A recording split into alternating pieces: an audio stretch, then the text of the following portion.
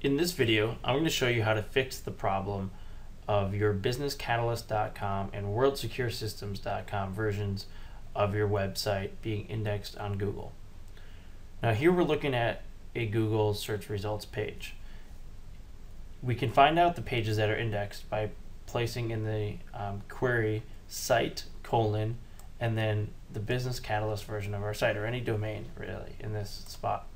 So here we're using Chicago Digital's website, and this is the Business Catalyst version of the domain, and we can see that we have a lot of different results showing. We have 58 pages in the index. Now we don't want this to happen. This can cause duplicate content issues and can reduce the rank of our pages on the correct domain, which is www.chicagodigital.com.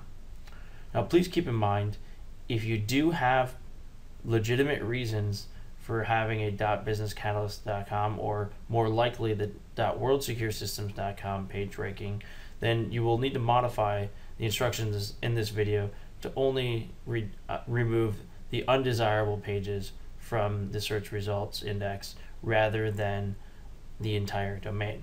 But what I'm going to show you is the entire domain. What we need to do is set ourselves up with a Google Webmasters account. Now you'll notice here that I've actually done this procedure for bcacademy.com. I did not do it for the main domain, but I did it for the World Secure Systems domain, of course, because that's the one that I want removed. Now we're going to look here at the index pages on the bcacademy.com domain, and notice that I do not have a decrease in index pages in the last few days when this change happened. Therefore, this is not removing this bcacademy.com from the index when I removed the World Secure Systems version. So I'm going to switch over to the World Secure Systems version and show you what happened. So you'll see that I now have 0 total index pages, and before I believe I had a few hundred. Well, not a few hundred, but probably close to 100. I'm going to go over to Site Dashboard. This will become a little bit more apparent.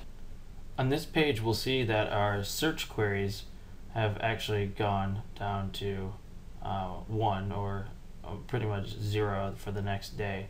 And this is because it has been removed, and you'll see this warning. It says no queries.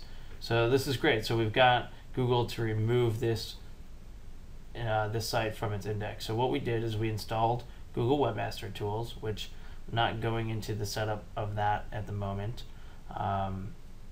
But once you have this set up and linked to this website, you are going to go into Google Index, remove URLs,